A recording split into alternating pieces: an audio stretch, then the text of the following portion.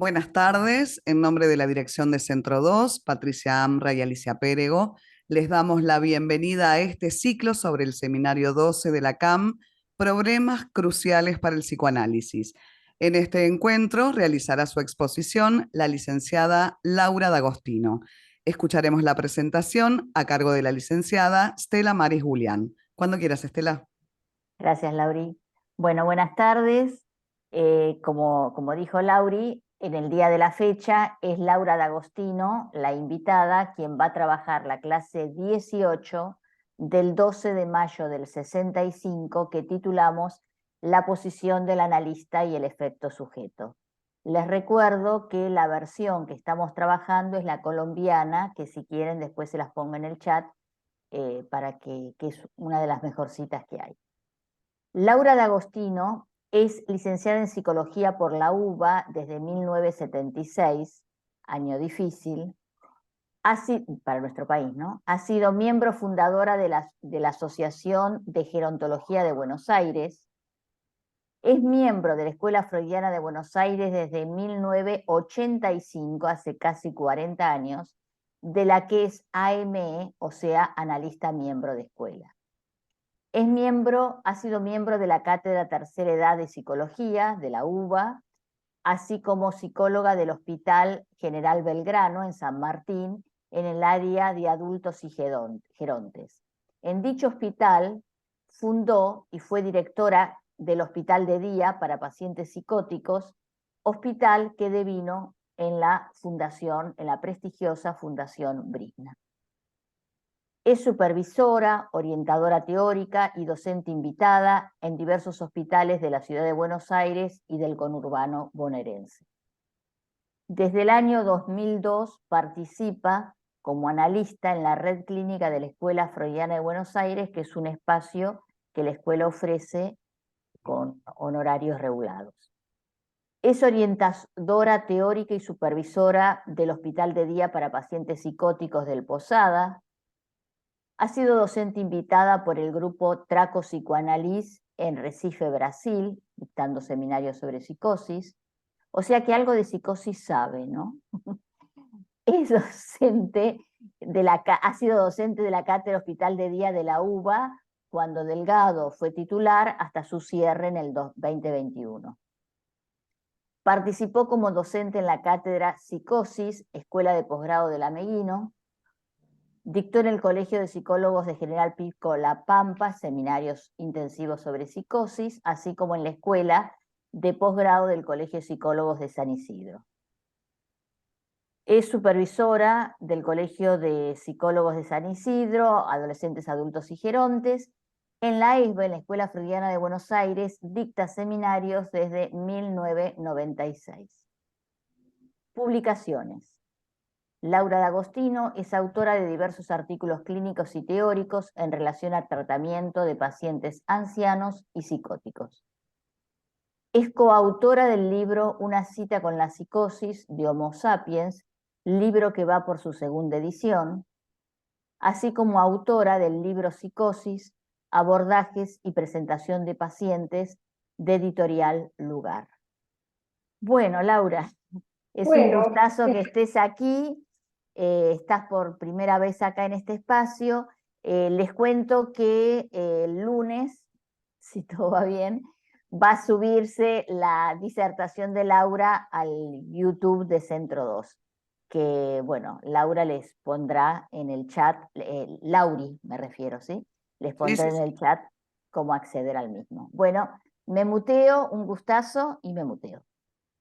Bueno, gracias Estela por la invitación. La verdad que en otra ocasión, pero que estaba haciendo cuentas y creo que fue en el 2003, 2004, me invitaron a un espacio en el cual hablé justamente no de psicosis, pero más o menos, porque toda la exposición fue alrededor de esos pacientes llamados de borde, ¿no? Y qué es lo que pasa y cómo se definen las intervenciones ahí. Así que creo que esa fue la única vez que participé activamente o exponiendo algo en Centro 2. Todas las otras veces ha sido escuchando y asistiendo a este espacio. Bueno, yo por supuesto te agradezco muchísimo, Laura, Estela, la invitación y que, bueno, y poder compartir con ustedes esta experiencia que, por supuesto, la experiencia de cualquier analista, eh, si, si podemos pensar en que haya ahí un analista, no será acotada a alguna especialidad, ¿no? Será más bien un campo de aplicación del psicoanálisis, en donde cada vez se verá si uno puede llegar a ser analista. Preparando esta clase, que le agradezco profundamente a Estela, porque volví a leer todo el seminario 12, pero la sorpresa no fue esta, fue todo lo que tenía subrayado y no me acordaba que tenía subrayado, ¿no? Y entonces me seguía generando preguntas sobre lo que no tenía subrayado, cómo se me pasó, cómo no lo pensé, y sorprendiéndome con lo que sí en algún momento había marcado. Preparando esto me volvió una canción que los que han visto el flyer en mi Instagram por ahí la escucharon. No se las voy a hacer escuchar ahora porque soy incapaz de abrir el YouTube, compartir pantalla para eso y que ustedes la vean, pero les doy el nombre de la cantante y el nombre de la canción. La cantante se llama Sheila Blanco y la canción se llama Pájaros Negros. Sheila Blanco hizo, entre muchas cosas, un homenaje a las mujeres autoras y cantantes de la década del 27. Se llama Homenaje a las cantantes del 27. Pero ese poema que es de ella y que se llama Pájaros Negros, es la manera en la cual ella escribe cuando duda de si le va a salir a hacer eso que tiene que hacer, ¿no? Es la manera en que ella dice, muy poéticamente, por supuesto, bueno, no sé si estaré a la altura de lo que se espera que haga, cantar, escribir o lo que sea. Y va describiendo con una voz impresionante y con una poesía preciosa cómo se van alejando los pájaros negros y cómo cada tanto vuelve, como ella dice casi al final, todavía escucho el aletear que me vuelve a inquietar. ¿Y por qué esto? Porque yo pensaba que, en definitiva, los que trabajamos en esto, no tenemos tanta conciencia de que cada vez se verá si podemos hacer algo como analistas, ¿no? Y los que trabajamos en esto hace mucho tiempo, supongo que compartirán conmigo esto, hay momentos de las entrevistas en donde uno no entiende nada, no escucha nada, no le aparece una intervención y de repente aparece esa intervención, por supuesto, que, gracias Estela,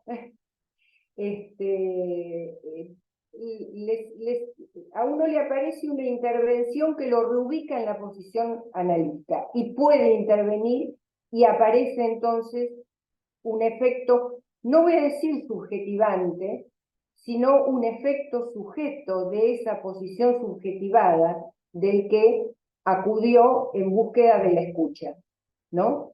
Porque yo decía, cuando me volví a esto, trataba de pensarme a mí misma y decía, pero ¿será un temor, una inhibición con la exposición? ¿No? Todos tenemos inquietudes para exponer, pero no me sonaba que fuera por ese lado. Entonces, si después leen el poema que subió Estela recién, que lo googleó y lo buscó, me parecía que era muy representativo de lo que, aunque no tengamos conciencia durante, nos pasa cuando estamos convocados a sostener esa posición del analista, ¿no? Bueno, entonces, posición del analista y efecto sujeto. Obviamente no podría ser el uno sin el otro, ¿no? No habría efecto sujeto si no hay posición del analista, al menos en este marco en el que nos proponemos como tales. en el que aceptamos ocupar el lugar de tales. ¿Por qué digo esto? En la última clase de José Suberman recordaban esa intervención del dueño del teatro sobre Juanito Grande, ¿no? Ahí hubo una intervención analítica que llegó de otro lado. Porque a eso, ¿por qué digo una intervención analítica? Una intervención en lo real, creo que fue cuando el dueño del teatro le dice, no necesitas ocupar el asiento que te dejó tu padre, tenés una butaca para vos. Creo que era esa el episodio, ¿no? Y esto a él le permite ocupar un lugar, lo cual sería, en nuestros términos, tomar la palabra, adueñarse de eso que él era propio. Esta intervención no llegó de boca de un analista, pero tuvo efecto, ¿no? Este tipo de intervenciones, para los que trabajamos con pacientes psicóticos, las vemos permanentemente desde otros lugares, ¿no? Todos los que alguna vez se hayan acercado a algo del tratamiento con pacientes psicóticos, ya sea para derivar un paciente o por relaciones afectivas o porque han sido consultados, en todos los dispositivos hay talleres de cosas. Y esos talleres generan intervenciones que son propiciatorias en pos del bienestar. Me hago cargo del término bienestar, ¿no? De mi atravesamiento por trabajar en el campo de la salud cuando algo no anda, y que en definitiva aún los analistas más férreos quieren o queremos que el paciente la pase bien, ¿no? Voy a usar un término de la salud pública. Queremos que la calidad de vida de ese que la está pasando mal sea un poco mejor. Entonces, yo subrayo esto de la posición del analista, de aquel que acepta esa posición, y su contrapartida, el efecto sujeto. El seminario se llama yo sé que los nombres se los han ido poniendo después, que Lacan no le ponía nombres a los seminarios, si no me estoy confundiendo, ¿no? El nombre ha sido Problemas Cruciales del Psicoanálisis. Y bueno, y sobre esto mismo que decía recién, me parece que la posición del analista y el efecto sujeto se definen moebianamente si el sujeto es del inconsciente, si lo que se produce y genera, causa, ocasiona la intervención del analista es una producción del inconsciente. La respuesta entonces del analista tomará la forma de puntuación, interpretación, silencio, construcción, todo lo que sabemos desde Freud para acá. Problemas cruciales del psicoanálisis, a mi gusto, en su vertiente clínica, ¿no es así? Entonces, ¿qué es lo clínico? Yo personalmente defino lo clínico como lo que sucede en ese encuentro único, irrepetible y desencuentro inmediato que se da entre aquel que demanda a un analista, en realidad le demanda la escucha para ser escuchado su propio texto, ¿no? De ahí el famoso aforismo lacaniano, el propio mensaje vuelve invertido desde el campo del otro, ¿no? Entonces, lo clínico es eso, ¿no? Lo otro es lo que rodea lo clínico, el setting, el horario, atiendo el teléfono, le atiendo el teléfono, le contesto, postergo. El año pasado, o no, pre-pandemia me derivan una paciente que me anuncia que estaba totalmente sacada de la barrancada y no podía parar. Yo estaba atendiendo a un paciente del exterior bueno, en ese entonces por Skype, y me entran mensajes por el celular, lo apago sin mirarlo, y cuando lo miro, tenía 59 mensajes de esa paciente que me escribía para pedirme una hora. Bueno, el tiempo en que yo tardo, después ya con la paciente en tratamiento, en contestarle los mensajes, que con el correr del tiempo, si ella escribía a la mañana, yo intencionalmente le contestaba a la tarde, no es que no tengo huecos como para poder contestar, es una intervención clínica, ¿no? Que no es una interpretación, que a lo sumo en sesión uno puede marcar qué pasa con el tiempo de espera, pero esas cuestiones, que no son interpretaciones, son intervenciones también. Entonces, ese es el momento, el encuentro entre la posición del analista y el efecto sujeto es un encuentro único y repetible, y el desencuentro inmediato, que se genera a partir del sufrimiento del que consulta, obviamente, para el cual no encuentra respuesta ni solución, ni mucho menos una causa. Entonces, como dice Lacan en esta clase, el psicoanálisis excluye el saber en tanto es ignorancia. Excluye el saber académico y se sirve no más que por instantes del saber del inconsciente. Esto lo digo yo, del que el sujeto que dice no sabe nada y que llega con sus producciones que son representaciones del sujeto del inconsciente. Va la segunda definición de Lacan.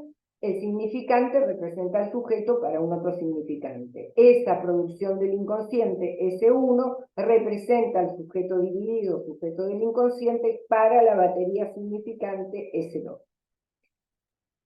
Me acordé de un comentario de un paciente estudiante que llega a sesión después de un parcial, no, después de un final, y dice, me fue mal.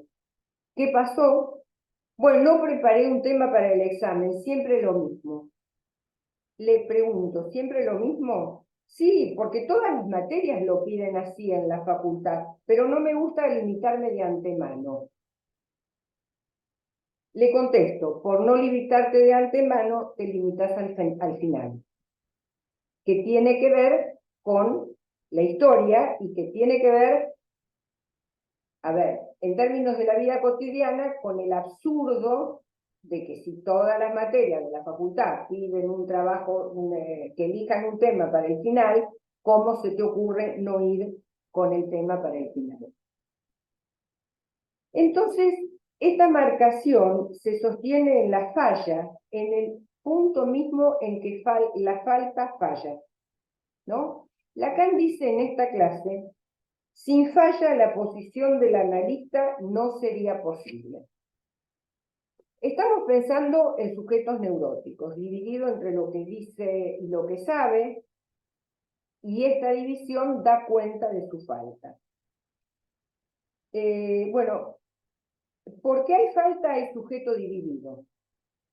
¿No? ¿Por qué hay falta? Estructuralmente hablando, hay sujeto dividido. Yo acá en mis notas puse que no es de la misma textura falta que falla, porque por los seminarios 20 y pico, sobre todo en el síntoma, para escribir lo que Lacan llama el nudo de Joyce, habla de la falla que tiene como efecto el desprendimiento del anillo del imaginario.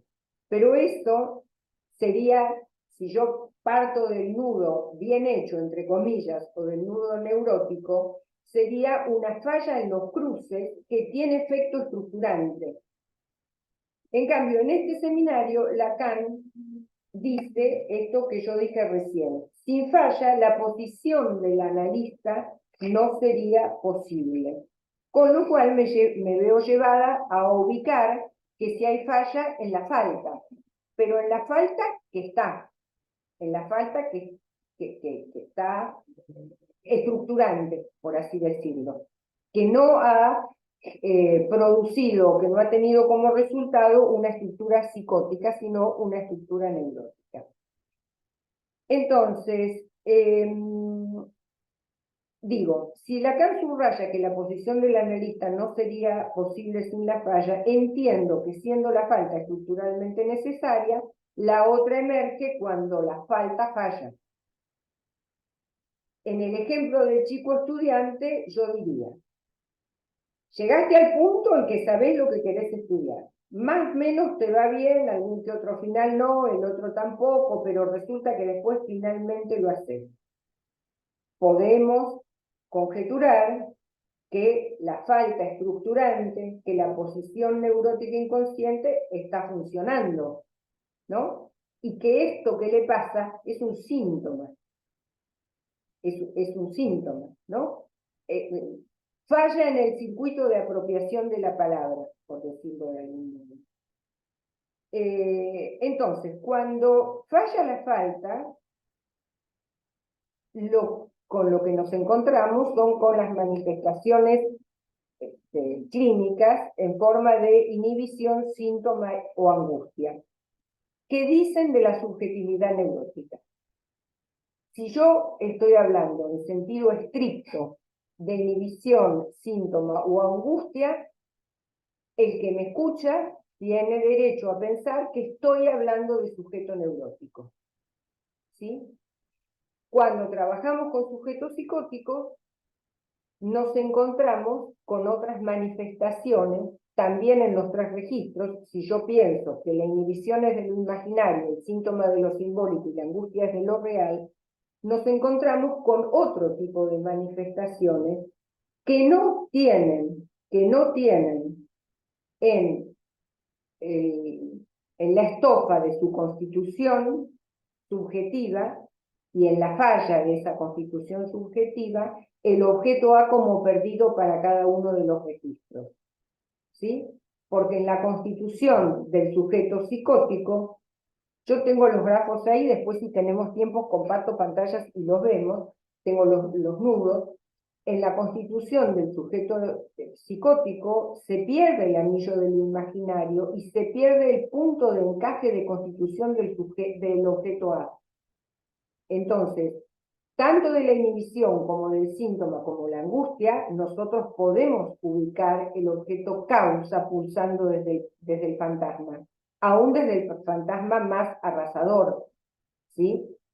Cosa que no pasa con los sujetos psicóticos. Entonces, en la inhibición, el síntoma y la angustia, ¿cómo aparecen? Aparecen como respuesta que tiene el sujeto ante una interpelación que le llega desde el campo del otro. Tomemos el ejemplo del pibe que sabía que en todas las materias de esa carrera, de esa facultad, prefiere que los chicos vayan con un tema preparado, y él dice graciosamente, no me gusta limitarme de entrada, ¿no? Con lo cual se arriesga a que le pregunten, él dice, no preparé nada, obviamente lo pasearon por todo el programa, que era lo que se sabía que podía pasar, ¿no? Entonces, eso es un síntoma. ¿Pero por qué es un síntoma? Porque no es que no sabía que esa era la modalidad, no es que nunca había dado finales, es un síntoma, yo diría, retardatorio de poder apropiarse de aquello que considera que es para él. Y la interpelación desde el campo del otro es la normativa de la facultad, ¿no? Ese es el modo en que ese otro, llamado facultad, funciona. Los alumnos deben preparar tal cosa. En la conferencia tercera de Roma, la del 1 de noviembre de 1974, Lacan está trabajando sobre el nudo Borromeo de 3 cuerdas abierto. Yo tengo la lámina, pero es muy chiquita, así que no está nada clara para verla. Esa no se las voy a compartir. Pero lo que él dice ahí es, el síntoma es la irrupción de esa anomalía en la que consiste el goce fálico, en la medida que él se explaya, ¿sí? Se despliega a sus anchas aquella falta que considero fundamental, que califico de no relación sexual. Entonces, hay un corrimiento de las cuerdas que no es apertura, los cruces están bien hechos, pasan arriba del de arriba, abajo del de abajo, que son las dos condiciones para un buen anudamiento borromeico. Un buen anudamiento borromeico no quiere decir un anudamiento neurótico, porque nosotros esto lo decimos por extensión. un anudamiento borromeico exitoso es que no se abra el nudo, que siga manteniéndose el nudo anudado, por así decirlo. Entonces, hay un corrimiento de lo que sería el goce fálico por sobre, se explaya a sus anchas de aquella manera que considero fundamental y califico de no relación sexual. Y se queda agregando explicaciones, ¿no? Es característico de todos los que escuchamos como pacientes, esta cuestión de agregar causas para este síntoma, ¿no? Por ejemplo, este estudiante podría seguir diciendo por qué es justo que él no se tenga que ver atado a preparar un tema, ¿no? Y podría seguir explicando. Bueno, la interpretación analítica en sentido estricto, recayendo sobre el síntoma y trabajando con los recursos metafóricos metonímicos propios del parletre, puede producir algún efecto sobre esto. La inhibición, recuerda que Freud decía es una restricción funcional del yo, ¿no? Entonces, la inhibición viene de la mano de no querer exponerse narcisísticamente. Uno suele ubicar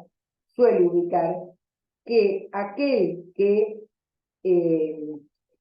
está claramente inhibido con algo, no es que de ese algo no sabe, sino que tendría que ponerlo a circular, ¿no? No es que de ese algo no podría, sino que no quiere arriesgar su investidura narcisística, digamos, por dos razones. Porque arriesgarla en pos de voy por eso que quiero, que yo podría llegar a ser, tiene dos caras.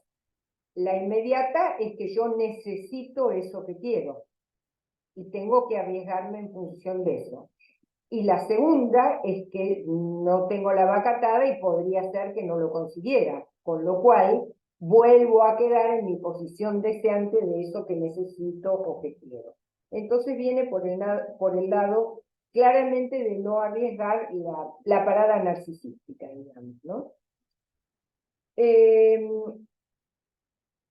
Y la angustia es la inmixción de lo real sobre el cuerpo, nos dice Lacan para la altura del seminario 9. Es esa sospecha que nos embarga de que nos reducimos a nuestro propio cuerpo. ¿Se acuerdan que José el otro día hablaba además de lo inefable en esto de no hay relación sexual, no hay manera de ponerle palabras al orgasmo, no hay manera de ponerle palabras tampoco a la angustia? Bueno, dado el título, el subtítulo que le puso Estela a la clase, posición del analista y efecto sujeto, y avanzando en el seminario, dice, se intentará en el seminario, dice Lacan, abordar la función del analista a partir de lo que funda su lógica propia. Y dice que el medio para definir la posición del analista son dos términos, verdad y saber, ¿no? Cuando dijo verdad y saber, acá puedo compartir pantalla, Lauri. Sí, sí, cuando quieras. Estás como coanfitriona, así que no hay problema. A ver, cuando dijo verdad, ¿ahora se está compartiendo? Todavía no se ve. No todavía. ¿Y yo qué tengo que hacer entonces? Po- Yo de- puse, Deja de compartir. ¿Elegiste lo que querés compartir? primero elijo, Sí, Claro. a ver, tenerlo en el escritorio o donde sea. ya está, ya lo elegí. Listo, ahora sí, Ahora compartir sí. pantalla. Y pero no encuentro más el icono, me lo cubrió. A ver, espera, Deja de compartir y volverlo a compartir. espera. Ahora, ¿está? ¿Ahora sí se ve? No. No, Ahora ahí, sí. Ahora, ahí parece que quiere. Ahí está. Ahí está. ahí. Bueno, a ver. Agranda la imagen. Sí, sí. Ahí va. Ahora ya está. Bueno, por supuesto, cuando escuché esto de lo que necesito es que me salga del costado porque no puedo mover la lámina yo entonces. Espera, a ver. A ver. Este es el discurso del analista. Cuando leí esto de cuál es el medio para definir la posición del analista, dos términos, verdad y saber, inmediatamente me remitió a los 4 discursos. Ustedes recordarán, y si no lo repasamos un poquito, que Lacan, cuando habla de los discursos, dice que hay 4 posiciones que son agente, acá, ¿no? 4 posiciones y 4 términos. Iniciando la ronda, la posición del agente, el otro al cual se dirige, la producción que queda por debajo del que se dirige y desde la producción hacia la izquierda, debajo de la gente, ¿no? Y que estas serían las 4 posiciones y los 4 elementos con los que juega Lacan, que son el sujeto, el significante 1 o significante amo, el significante 2 o significante del discurso universitario y el objeto petit a. Para el discurso de la histeria o del paciente, ¿no? Pone en el lugar de la gente el sujeto dividido que demanda al que acepta sostener la posición del analista desde la posición de sujeto supuesto saber. Le supongo un saber. Remite a la batería significante y luego hacia el objeto causa. Lo que me interesa subrayar es las 4 posiciones en el discurso del analista. Otro de los modos de decir de la posición del analista es el analista en posición de semblant de A. Lo cual quiere decir que, el analista llega a ocupar esa posición por efecto de la posición discursiva del analizante. Para poder, lo decía José por oposición el otro día, para poder suponerle el saber acerca de mí a otro, debo estar habitado por la ignorancia de mi propia subjetividad en lo que hace al inconsciente. Eso es lo que me permite establecer la transferencia simbólica y colocar al analista y demandarlo desde la posición de sujeto supuesto saber, que es una de las maneras en las cuales se demanda análisis. Hay un tiempo en el cual el analista forma parte, es causa de los movimientos del analizante. Ese es el tiempo en el cual el analista está en posición de semblant de A para el analizante. Si nosotros vemos la fórmula, a ver, la anterior, esta, si ven acá, el sujeto, la barra de la represión y abajo es la fórmula del fantasma. ¿Sí?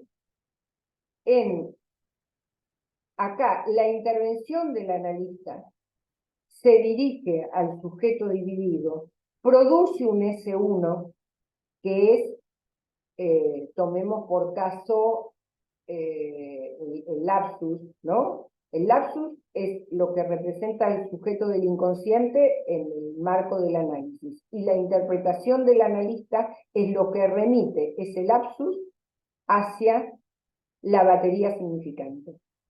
¿Sí? Las posiciones son agente, otro, producción y verdad, ¿no? La verdad queda en el lado de la batería significante.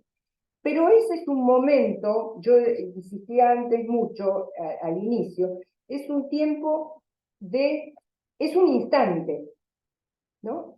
Es el instante de la apertura. cuento un ejemplo de una situación que es personal, pero puedo compartirla. Como bien decía Estela, yo me recibí en 1976. Ni más ni menos que el 22 de agosto de 1976. Pasan los años,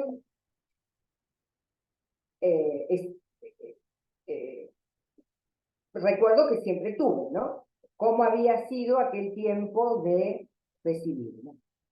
No hace tanto tiempo, yo tenía dos fechas, una era para el 15 de septiembre, una actividad en un hospital, y el 14 de septiembre en otro lado.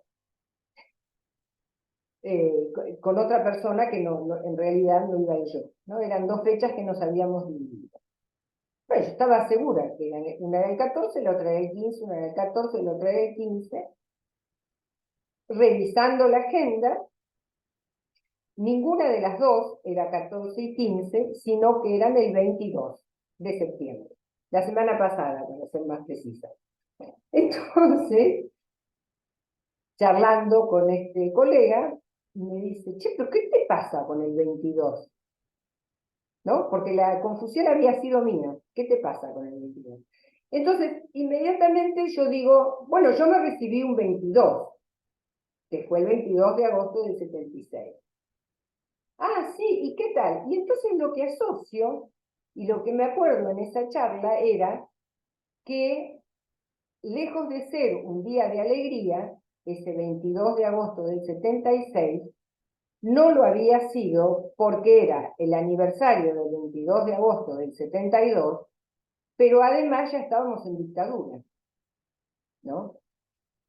Y además de eso, porque esto es algo que en 47 años de recibida siempre lo supe, nunca había tenido un fallido así tan evidente, y esto fue más o menos posterior, esta confusión, a todas las entrevistas y el contenido negacionista de las declaraciones de Victoria Villarroel, ¿no?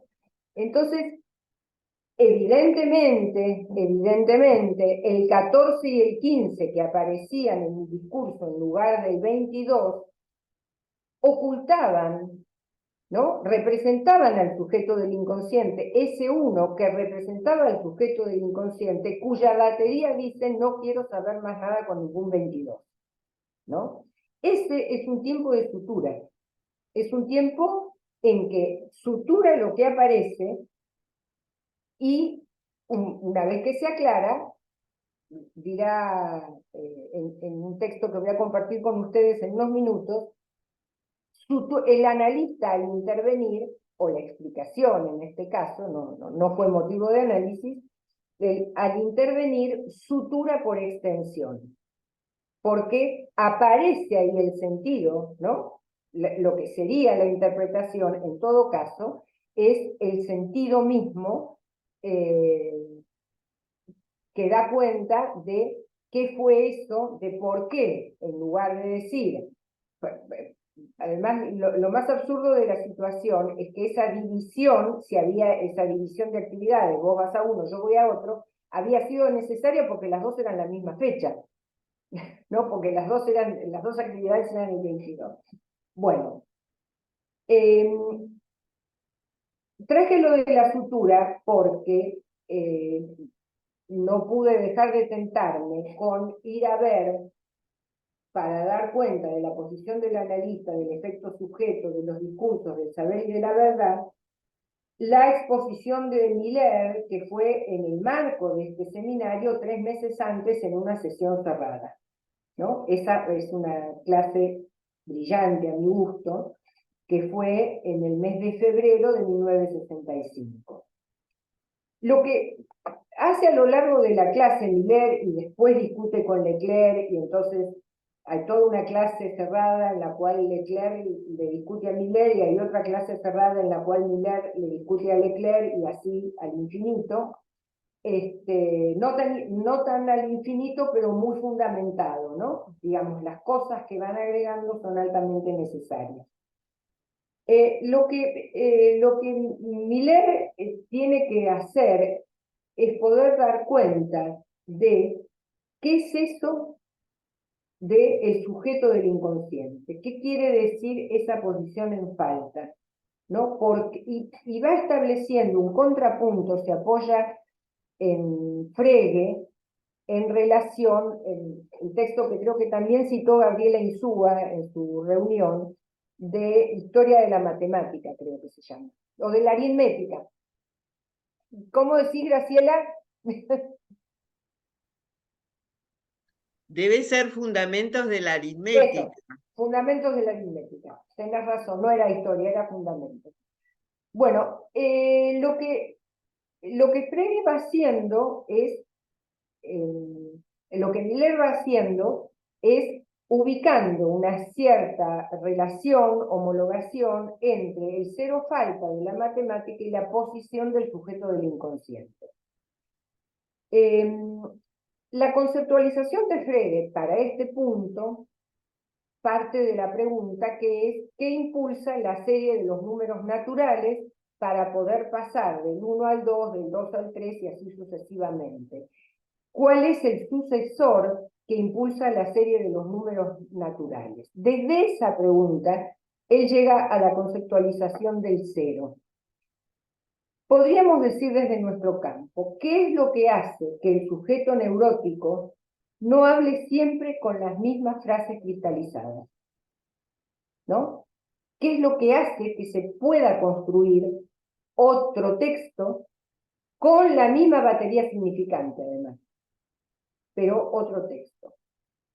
Que use metáforas, que invente códigos con los pares, que pueda mentir, que pueda ocultar, que pueda seducir, ¿no? Lo de los códigos con los pares, siempre me acuerdo de la sorpresa que me causó, paciente adolescente frente a frente, 16 años, contando una anécdota, hace ya 10 años por lo menos, y me dice, no me cabió lo que me dijiste. Y yo que me recibí en el 76, se imaginarán que salí de la primaria sin faltas de ortografía y no podía entender qué me quería decir, no me cabió, ¿no? Entonces, bueno, después me fui dando cuenta que no me cabió, era eso simplemente. Bueno, ¿qué es lo que hace que se pueda con la lengua inventar códigos, inventar guiños, construir frases de otra manera? Entonces, inclusive, ¿qué es lo que hace que no nos quejemos siempre con las mismas palabras los neuróticos? ¿No? ¿Qué es lo que hace que cuando repetimos una y otra vez, con lo que sea, nos quejamos siempre de lo mismo, ¿no? Aún analizándonos durante años, cambiamos el objeto de padecimiento, por ejemplo. No nos tiramos siempre con los jefes. No, ya resolvimos lo del jefe, pero resulta que la compañera de cátedra, que se cree que se las sabe todas, entonces cree que, bueno, entonces cambié de pareja, pero ahora mi pareja tiene unos años más, y este se cree que es un padre, ¿no? Entonces, si uno busca el hilo conductor, es igual, pero la anécdota es otra. No así con los sujetos psicóticos. No así con los sujetos psicóticos. Es desgarrador escuchar cómo el delirio vuelve siempre del mismo modo. Siempre del mismo modo. Y al revés, o de otro modo, de que el significante 1 representa el sujeto para el significante 2 propio de la neurosis, si bien es cierto que hay colegas con mucho recorrido que dicen el delirio representa al sujeto para un otro forfluido, yo pongo en cuestión esta definición porque no hay en juego ninguna sustitución que representaría al sujeto. Ahí el sujeto psicótico está, no está representado por, ¿no? El delirio vuelve siempre del mismo modo, con las mismas palabras, y los mismos efectos avasalladores sobre quien lo padece. La certeza no sirve, no sirve. En cambio, los neuróticos con los mismos elementos hacemos otra cosa. ¿Por qué no comemos siempre las mismas cosas, por ejemplo? ¿No? No por una cuestión nutricional necesariamente, sino por gusto, por deseo. Estos son los sabores. Entonces, ¿qué impulsa la serie de los significantes? Sería la pregunta que nos compete a los analistas, así como a Frege la pregunta que le competía era ¿qué nos hace pasar del 1 al 2, del 2 al 3, y etcétera? A ver. Bueno.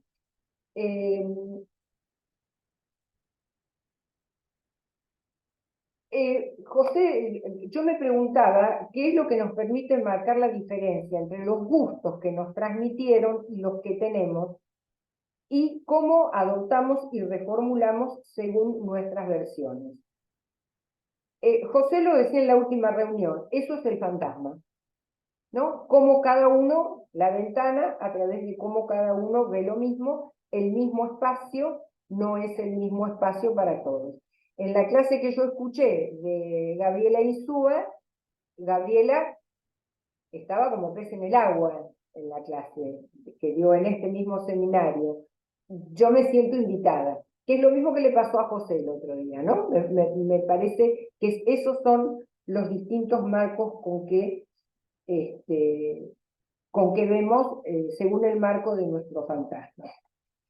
Ahora, a ver, si en los tiempos de subjetivación se inscribe la falta del lado del sujeto y se reinscribe del lado del otro, podemos elegir y avanzar sobre esa batería significante que en la cual hemos sido alojados cuando nos trajeron a este mundo. Esto es fundamental. Si bien estamos leyendo desde el sujeto, ¿no? Es fundamental saber que la falta estructurante debe reinscribirse del lado del otro en los tiempos de subjetivación del sujeto, ¿no? Esto lo vemos en la clínica permanentemente. Lo vemos en la clínica cuando no. Bueno, yo escribí un trabajo para el cual revisé 260 historias clínicas, en el cual mostraba dos cosas. Por un lado, esto además por todas las nuevas sexualidades y demás. Por un lado, que eran 260 pacientes psicóticos. Todos provenían de conformaciones familiares tradicionales. Absolutamente todos. Y casi en ningún caso había trastornos psicóticos en los padres, ¿no? Entonces, ¿qué es lo que hace? Que tanto sujeto neurótico pueda tener tanto hijo psicótico, ¿no? Obviamente, que se reinscriba la falta del lado del otro quiere decir, en primera instancia, que hay que desear a ese hijo y que hay que poder prescindir de ciertas cosas para donarle. Por ejemplo, prescindir de mi anhelo a que el hijo sea científico nuclear y circule por todo el mundo, bueno, porque le gustó otra cosa, ¿no? Por eso, por decir algo light, poder aceptar que circule en el mundo. Esto me parece que es importante. Entonces, yo decía, si en los tiempos de subjetivación se inscribe la falta del lado del sujeto y se reinscribe del lado del otro, podremos elegir y avanzar desde esa batería significante en la cual hemos sido alojados. Para la época de la subversión del sujeto, en los grafos, Lacan dice que el lenguaje antecede y sucede al sujeto. Y también dice que partimos del puro sujeto informulado de la necesidad, estoy pensando en el grafo 1, ¿no? Desde el puro sujeto informulado de la necesidad hacia el sujeto dividido, sujeto del inconsciente. Entonces, si el sujeto con el cual aceptamos la demanda de posicionarnos como analistas. Es un sujeto dividido, ¿no? Es un sujeto habitado por la estructura neurótica, digamos de este modo, viene en la posición de haber encontrado un lugar en el cual poder inscribir su propia palabra. Pero algo está fallando sintomáticamente. Gabriela Insúa traía el juego del Senku para dar cuenta de que debía faltar una fichita, ¿no? Bueno, obviamente atravesada por mi quehacer, me volvió esta cuestión de que siempre que uno empieza a meterse en equipos para trabajar con pacientes psicóticos, siempre aparecen los comentarios de hay que hacerle lugar, ¿no? Siempre viene por ese lado. Hay que hacer lugar, hay que alojar, ¿no? Alojamos al paciente, lo desalojaron de tal lado. Bueno, sí, hay que alojarlo, para lo cual tiene que haber un lugar vacante. Se me ocurrían dos ejemplos de sujetos psicóticos que no tienen dónde alojar su palabra. Una paciente que cuento siempre y que puedo dar su nombre porque primero que la atendí hace más de 30 años y además que falleció, era una paciente diabética que atendíamos en el hospital de día. Había merienda, como en todos los hospitales de día, este además funcionaba a la tarde, y en el momento que los llamábamos para la merienda, uno se acercaba, miraba para otro lado, y claramente, como si hablara otro, decía, era una chica diabética, Teresita, vos no podés comer galletitas porque sos diabética. ¿Sí? Sabía que era diabética, pero no estaba apropiada de su palabra. Ella hablaba como le hablaban a ella. ¿Sí? Eso como no hubo lugar para que ella dijera de su padecimiento, podríamos decir, ¿no? Y hace un par de años, una paciente, ¿vieron cuando los pacientes empiezan a mejorar y uno se pone contento y dice, genial, no la molestan más en el barrio y el jefe no la goza y el colectivero no la insulta y estamos todos contentos y con el psiquiatra festejamos y resulta que tomamos vacaciones y vuelve y dice, cuando yo no vengo acá, ellos me vuelven a molestar. ¿No? O sea, la certeza acerca de que ellos la volvían a molestar era ignorable. Era ignorable. Porque si no vengo y además no tomo los remedios, me vuelven a molestar, ¿no? Eso era ignorable. No había podido ser, no había podido ser modificado. Bueno, de esos hay un montón.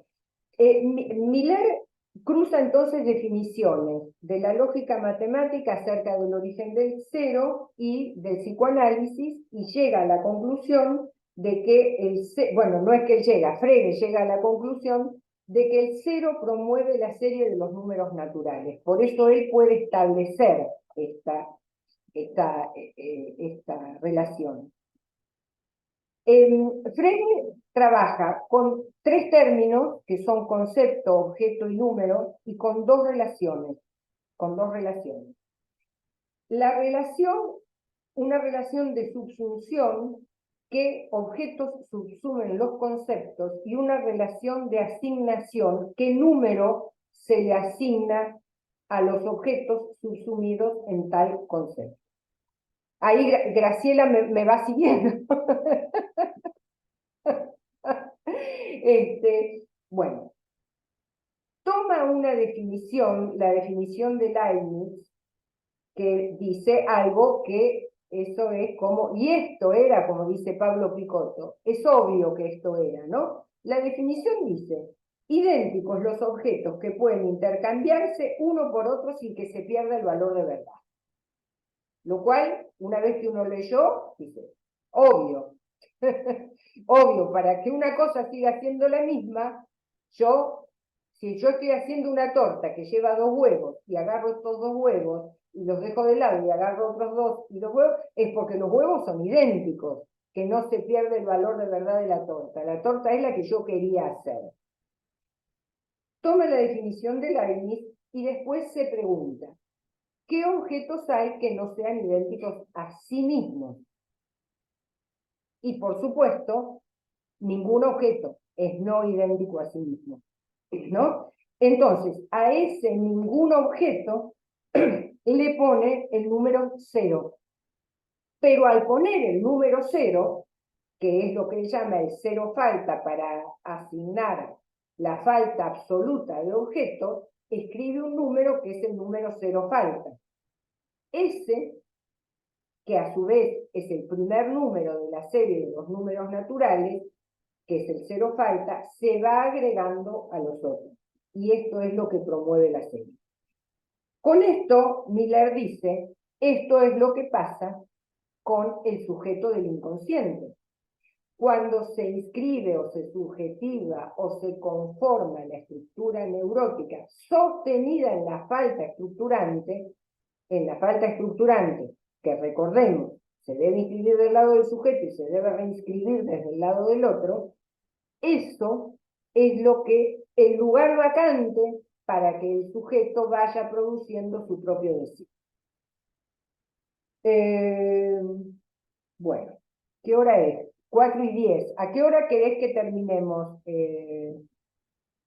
Podés seguir un ratito más, Perfecto. 10 minutos, Bueno, tranqui. entonces, cuando Miller dice, aparece la producción inconsciente, S1, ¿no? Eso es la sutura. ¿Pero por qué es la sutura? Porque la sutura es lo que nombra la relación entre el sujeto del inconsciente y la cadena de discurso, ¿no? El discurso viene así, taca, taca, taca, taca, taca. Voy a dar el final porque resulta que, sí, lo estoy preparando, blim, blam, blum, blim, blim, blim, blum, aparece el síntoma. No prepara la clase que tenía que preparar. La interpretación lo hace volver a su batería significante. Vos te limitás, ¿no? Por no estar limitado cumpliendo con la consigna, vos te limitás. Esto hace al síntoma del sujeto. Cuando esto aparece, que representa al sujeto en el decir consciente, por así decirlo, es el subrayado de la sesión, eso es la relación entre el sujeto y la cadena del discurso, y eso es lo que Miller dice, eso es la sutura, ¿no? Porque podemos pensarlo como en una operación, ¿no? Que la sutura da cuenta de la intervención que hubo, que ya no hay, pero que hubo, ¿no? Esto es lo que da cuenta de la posición fantasmática.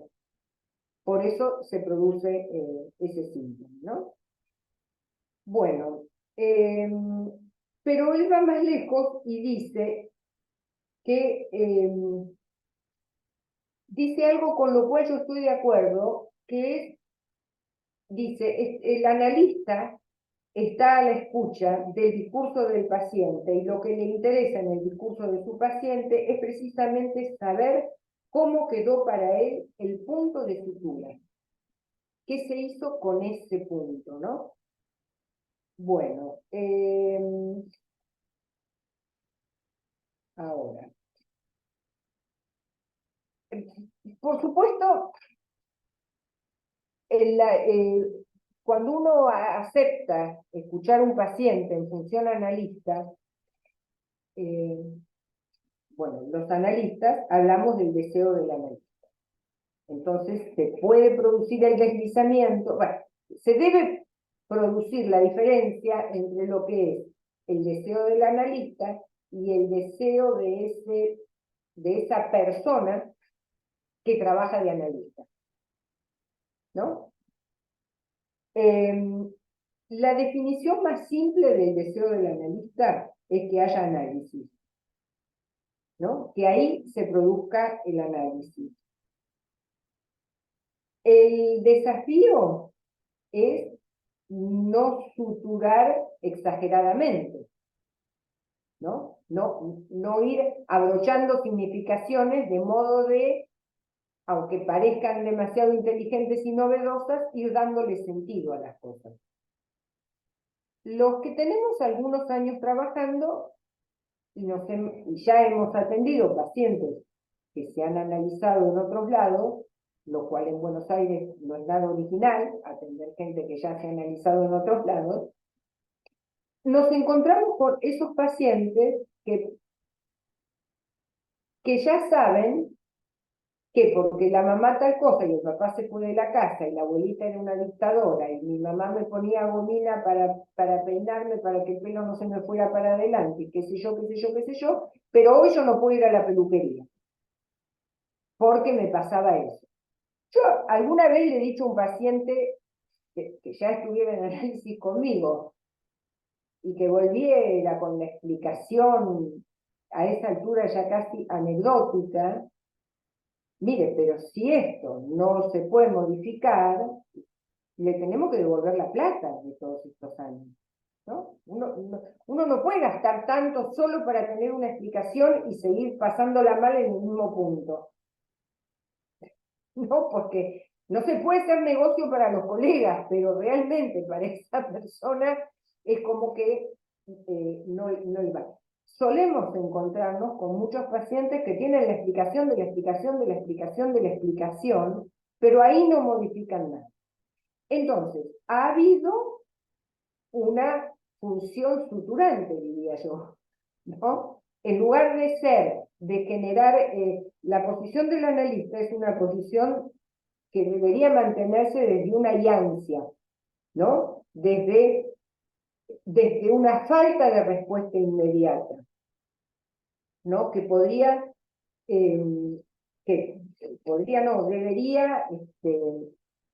estar abriendo y no cerrando, que debería ser una posición enigmática.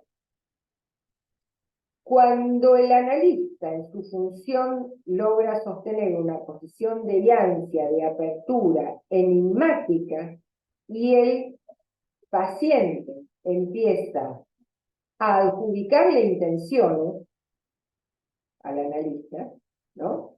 Adjudicarle intenciones de me cambió el horario porque, ¿no? Me acomoda. Es muy común oír en los pacientes que además no hacen la cuenta que hace 5 años mantienen el mismo horario y que alguna vez puede ser que el analista, qué sé yo, tenga que ir al dentista en ese horario y no había otra hora, ¿no?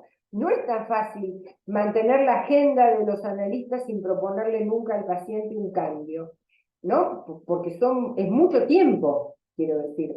Entonces, cuando empieza con la adjudicación de sentido me acomoda y el analista no sutura, no cierra eso y le permite abrir, bueno, seguramente se encontrará con montones de asociaciones en las cuales justamente no es que lo acomodaba, ¿no? No es que lo acomodaba.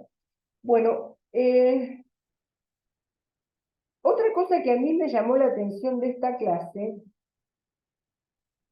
hay muchas cosas que corté, pero hay el sujeto del inconsciente es el sujeto que evita saber del sexo, dice Lacan en algún momento, ¿no? Y antes de esto había dicho, el género opera como acumulativo de la oposición significante. Para nosotros, la distinción de género y sexo está hecho para recordarnos, dice algo de Platón, en tanto le hace inventar al otro para hacer subsistir al ser, la oposición diádica no tiene como fundamento radical más que la oposición del sexo, sobre lo cual no sabemos nada, pues Freud mismo articula en muchos textos la oposición masculino-femenino en los equivalentes paralelos, metáforas, activo-pasivo, ver, ser visto, penetrante, penetrado. Pero el masculino y el femenino no sabemos lo que es. ¿no? Hice en esta clase. Y ahora para terminar, les cuento que por supuesto leí las dos versiones, la que mandó Estela y la que yo tenía en papel, y la que tengo en el Tiresias, que es igual a la que tenía en papel, a ver si había diferencias. Y llamativamente me encuentro con una frase en relación a esto, que está escrita de dos maneras distintas. Dice, no me acuerdo cuál es de las dos, ¿eh? Hay algo extraño que es que sobre el sexo no sabemos. Digo, saber del hecho de la investigación científica. No sabemos mucho más. Esta es la frase que yo tengo en papel. La frase colombiana, que en la versión que mandó Estela, dice, hay algo extraño que es que sobre el sexo sabemos. Digo, saber del hecho de la investigación científica. Sabemos mucho más. En una dice no sabemos y en la otra dice sabemos. Entonces se me ocurrió lo siguiente que se los comparto. Dejando de lado la cuestión operativa de que en todos los casos se trata de versiones transcritas, grabadas seguramente con un grabador de mano, más notas tomadas simultáneamente, y aun cuando hayan hecho establecimiento de texto a partir de algún saber acerca de lo que Lacan quería decir realmente, se me ocurre que cuando creemos que sabemos, nos encontramos con que no sabemos, y cuando el límite es el no saber, queremos suturarlo con alguna versión del saber. Tomemos por caso, aún sabiendo que la no relación sexual excede, obviamente, los diferentes modos de encuentro entre los cuerpos, las variantes en este campo de esta época son muchas veces leídas desde nuestro campo como desviaciones de lo que debiera ser, deslizando a que en lo que al sexo se refiere hay relación sexual. Bueno, hasta aquí lo que se me ocurrió. Bueno, fantástico, gracias, Laura. Bueno, damos espacio a las preguntas y comentarios. Yo puse, A ver. no sé, a ver, yo les escribí, les copié el poema Pájaros Negros. No sé, si querés lo leemos. Le puse también el mail de Laura para que lo tengan por comentarios, preguntas, lo que sea, sobre todo los que escuchan después la grabación. Y bueno, por ahora en el chat no hay preguntas, Ah, bueno. pero damos espacio o habilitamos los micrófonos para quien quiera preguntar.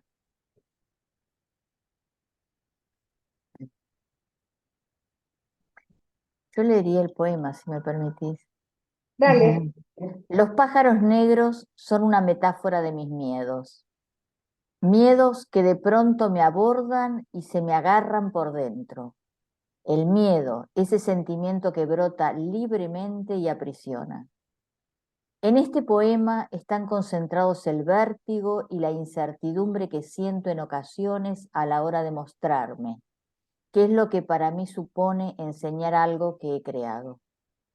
Gracias a la admiración que tengo hacia esas autoras y a lo tremendamente inspiradoras que han sido todas ellas para mí, he logrado, al menos por unos instantes, espantar a esos pájaros negros.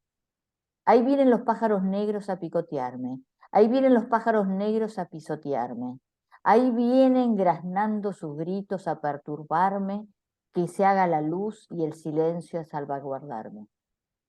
Ahí vienen con sus plumas negras erizando el viento. Ahí quieren clavarme sus garras en el pensamiento. Que dejen marchar esta pobre con su recuerdo, que dejen que el cielo me guíe, que yo me pierdo. Ahí marchan los pájaros negros con las alas rotas. Ahí marchan los pájaros negros, ya me dejan sola. Se queda el hueco de su anhelo y canta mi boca y escucho el eco de su vuelo y me vuelvo loca. ¡Qué hermoso! No lo conocía. La verdad que es hermoso. Sí, Bueno. Bueno, Escuchamos. Graciela, estás medio inquieta. Sí, Sí, a ver, bueno, te conozco un poco. si nadie habla, bueno, hablo Dale. algo. Dale, dale.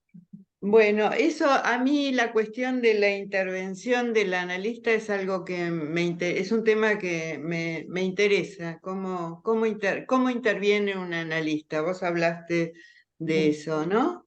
Porque el tema es posición del analista, efecto Efecto sujeto, y hablaste de intervención. Contaste un ejemplo que me parece muy interesante de cómo alguien te llamó. ¿Cómo demoraste la respuesta a una analizante o paciente, no sé cómo la considerás, que te llamó intempestivamente como más de 50 mensajes mientras vos estabas ocupada haciendo otra cosa o atendiendo? Ahí me parece, yo encuentro ahí una de las cuestiones que siempre recalco, que a mí me parece que una de las funciones más importantes de un analista es intervenir introduciendo tiempo.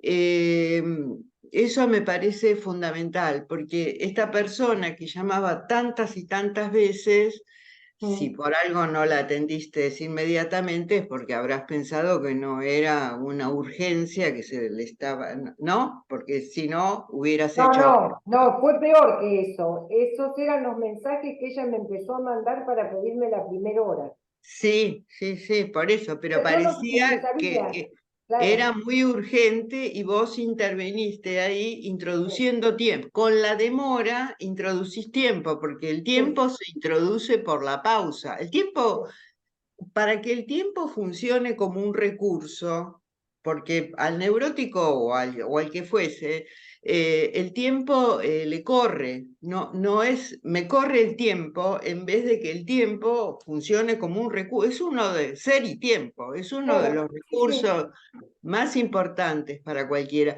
Y a mí me parece que esta cuestión de introducir tiempo, que es lo que vos hiciste con esa cuestión, que demoraste la respuesta, es una de las funciones más importantes. Y ahí no es que hablaste, porque no es tanto por lo que uno dice, sino por lo que uno hace como analista. Es lo que después de Sí, tantos años, a mí me parece que se trata más de lo que uno hace que de lo que uno dice. Porque decir se puede decir muchas cosas, la cuestión es lo que uno hace ahí. Y eso me parece una cuestión muy importante, lo de introducir tiempo. Y otra cuestión que traigo al respecto de las intervenciones, que el otro día estaba conversando con otros analistas, que actualmente lo que nos está pasando a los analistas y a todos es que con esta inflación que hay que estar ajustando los honorarios si no querés quedarte fuera, si no querés que el análisis, porque el análisis tiene que responder a lo que está sucediendo también, tampoco uno no es una institución y uno va a actualizar, tiene que actualizar los honorarios con todas las dificultades que está trayendo a las analistas la actualización de los honorarios, que uno lo escucha en el tratamiento de los analistas.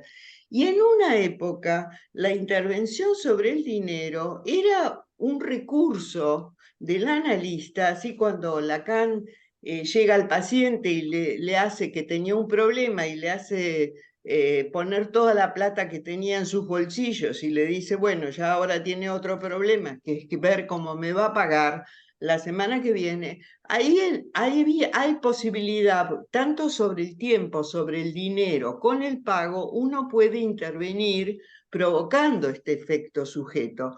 Pero ahora uno se ve a ver, obligado sí, a mí, ¿sabes? obligado a tener que actualizar más allá de una posibilidad de intervención como había antes. Ahora es algo que la situación apura, ahí está el apuro, ¿no? No, A no ver, queda. me parece Laura, sí. interesantísimo, Graciela, cómo lo relacionás. Porque justamente cuando vos decís introducir tiempo, en definitiva lo que uno introduce al introducir tiempo es el intervalo, ¿no? Pausa, claro, eso, Es la eso. pausa. ¿Qué es lo que funciona cuando uno habla apropiado de un discurso, cuando no está simplemente en el campo del lenguaje, sino cuando además está apropiado del discurso, ¿no? Uno construye las frases y en un diálogo, mínimamente, hay que uno habla, el otro se calla, el otro contesta y etc. Es interesantísimo el ejemplo que traes respecto del tema de los honorarios, porque así como para esa paciente, que después devino paciente, que por supuesto mucho tiempo funcionaba así, escribiendo 59, 48, 32 mensajes, llamando así, continuo, sin corte, yo te diría una pura imposición pulsional, ¿no? Cuando uno trabaja, bueno, yo digo y veo, cuando trabajo con pacientes adictos, me gusta invertir la cosa en el punto en donde no hay un sujeto adicto que toma alcohol o que consume cocaína. Hay un sujeto que no puede no consumir y que entonces pulsionalmente está tomado por el alcohol o la cocaína o tener que llamar y llamar y llamar y llamar. Lo que me parece que está pasando en este momento con la inflación es que la inflación tiene ese continuo. Exacto. O sea, que Te es apura. absoluto, que no, es como vos decís, dejó de ser una intervención. Podés hacer algo, a veces podés, aún así podés hacer algo, qué sé yo. En un grupo, Pero estás obligado a ajustar más allá del tratamiento, ese es el problema. sí, en un grupo clínico que yo tengo hace años con 7 colegas, qué sé yo, más de 25 años, bueno, en este momento el comentario es los pacientes que llegan y dicen, mirá, tendríamos que ajustar, ¿no? Fíjate, ¿te parece? Vamos a seguir con estos honorarios, ¿no? Sí, me parece Hay que... distintas posiciones, ¿no? Hay Sí, distintas sí. subjetividades, digamos. Pero de todas maneras creo que lo irrefrenable de la inflación tiene ese carácter pulsional, no hay cómo pararlo. No hay un Exacto. corte que se pueda hacer, ¿no? Sí, Hay que sí. ver qué podríamos hacer los analistas con todo esto. Claro, pero estaba pensando, es un real que nos habita y la pregunta es qué hacemos con esto, ¿no? ¿Cómo podemos hacer alguna intervención en la clínica y cómo Sí, podemos posicionarnos sí. nosotros, ¿no? Algo se puede hacer, pero Por estás supuesto, sí. apurado por las circunstancias, estás atropellado por las circunstancias, porque es como un atropello, Sí, eh, sí, sí. una cosa así. Bueno, Bueno, ¿alguna otra persona, analista, quiere intervenir o preguntar o comentar? Yo tenía Yo una quería decir pregunta. Sí, algo, yo también. Nancy. Ah, Nancy, después Gisela. Dale, Nancy. Bueno, gracias.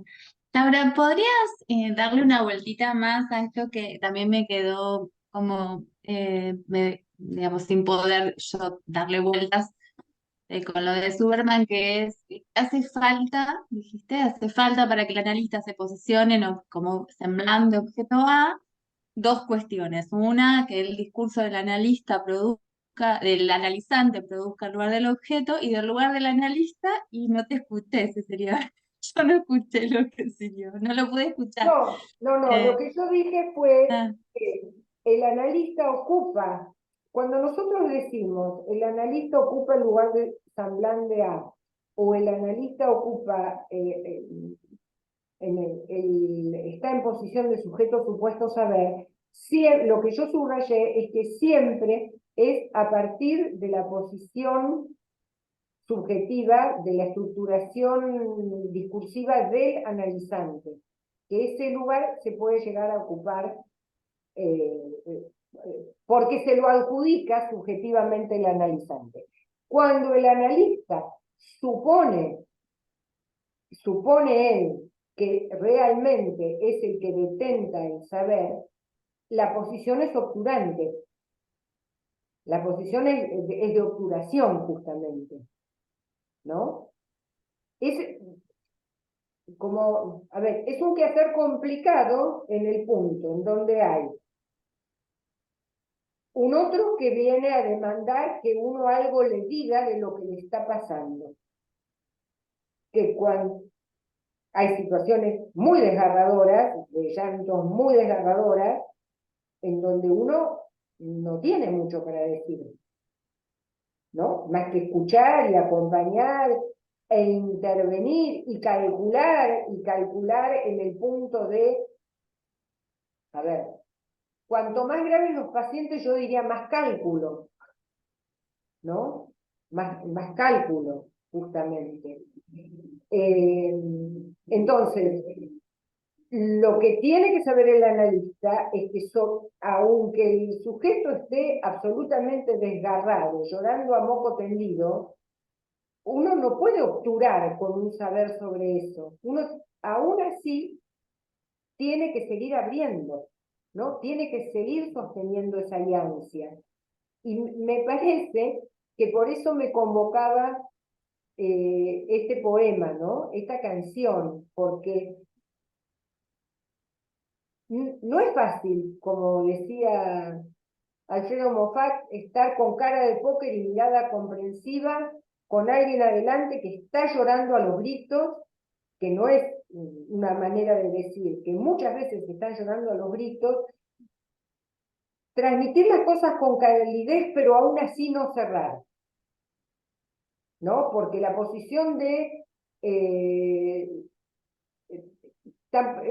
es llamativo, porque uno podría decir, mucho no se habla en un análisis. Se habla mucho sin decir, ¿no? Los analistas a veces hablamos para no decir, justamente.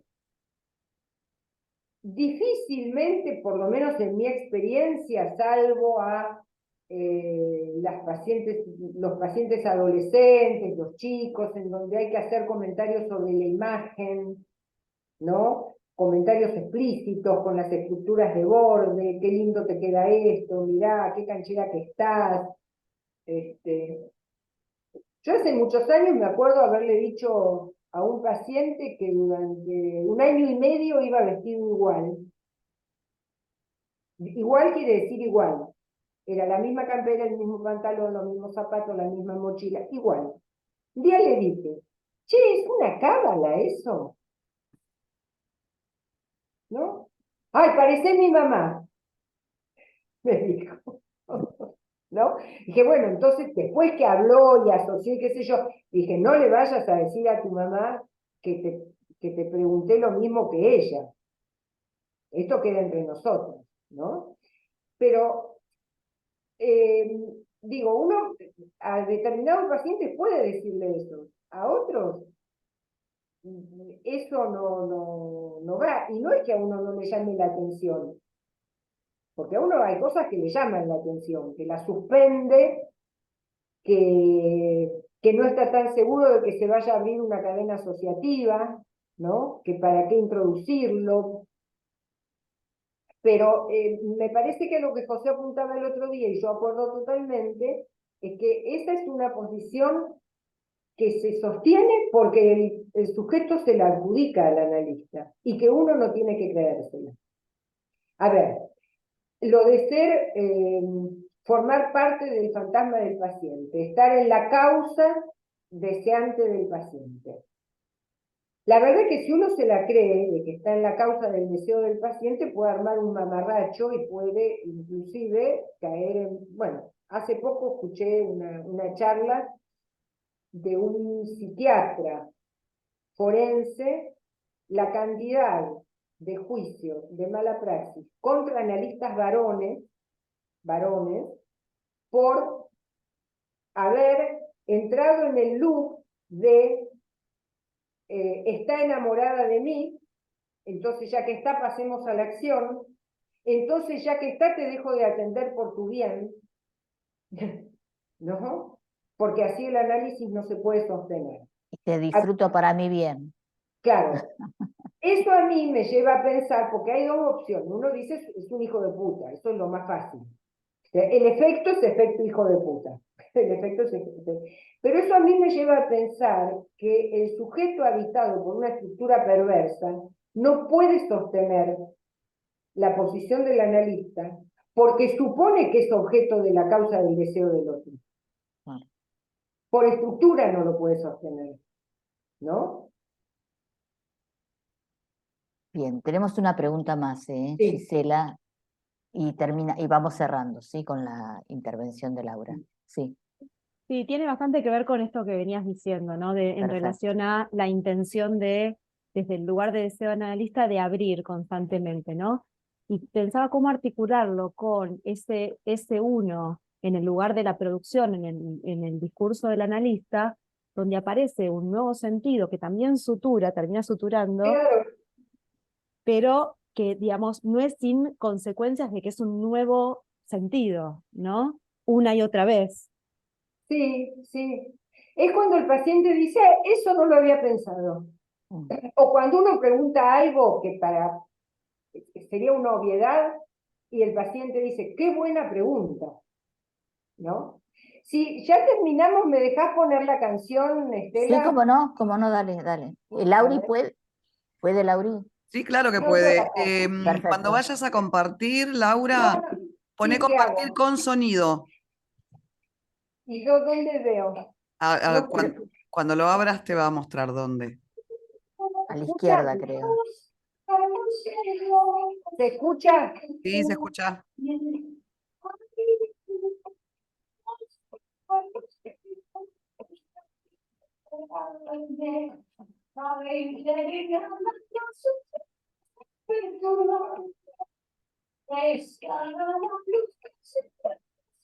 Se escucha muy cortado.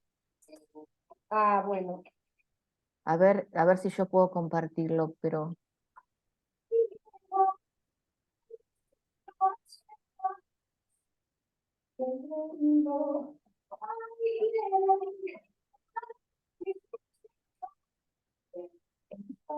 No se escucha.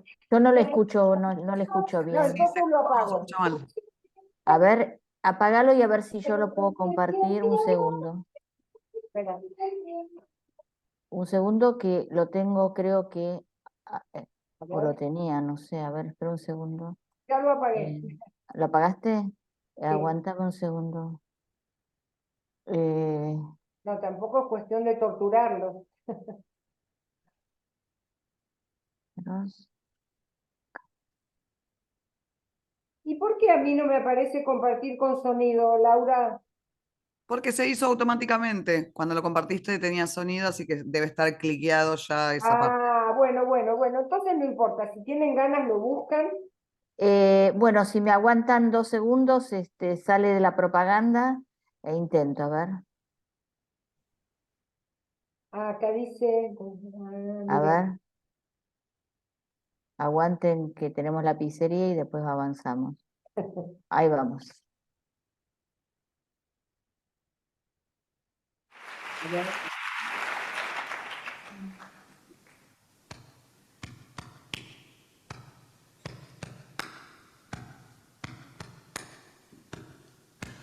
Ahí vienen los pájaros negros a picotearme. Ahí vienen los pájaros negros a pisotearme.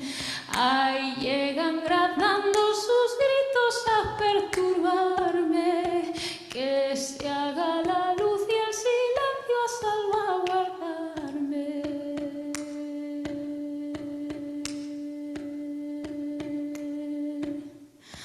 Ahí llegan con sus plumas negras evitando el viento. Ahí quieren clavar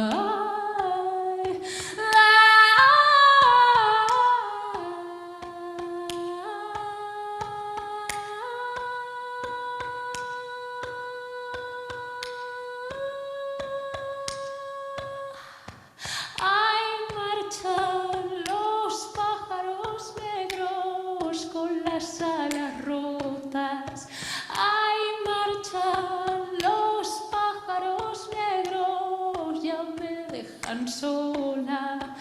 Ya queda el hueco de su anhelo y canta mi boca. Y escucho el eco de su vuelo y me vuelvo loca. Ya queda el hueco de su anhelo y canta mi boca. Y escucho el eco de su vuelo y me vuelvo loca.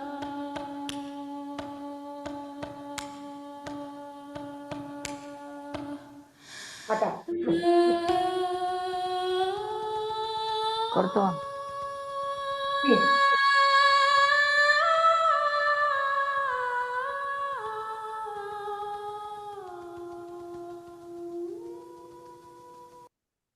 Me pareció, ay, a ver cómo, ahora no me acuerdo cómo sacarlo. Me pareció fantástico la diferencia entre el primer grito, la angustia, Sí. eso que sale de la boca y este segundo, por eso te dije que esperaras, que es más modulado. Sí, Se sí. fueron los pájaros. Me parece que está genial como para trabajarlo.